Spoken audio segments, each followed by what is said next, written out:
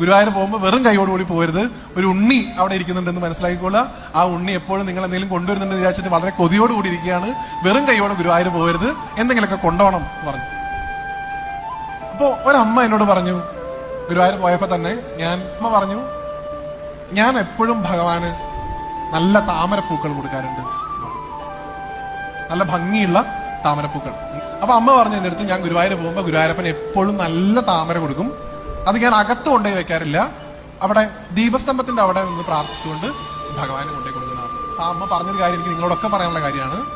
ഭഗവാൻ നിങ്ങളുടെ കയ്യിൽ നിന്ന് ആഗ്രഹിക്കുന്നത്, ഞാൻ പറഞ്ഞതുപോലെ നിങ്ങൾ കുറെ വെണ്ണയോ പഴോ ഓടക്കുഴലോ മയിൽപ്പീലിയോ താമരയോ ഒന്നും കൊണ്ടു കൊടുക്കുന്നില്ല. അമ്മ പറഞ്ഞ് ചെയ്തിട്ട് വേണം നിങ്ങൾ കൊടുക്കാൻ.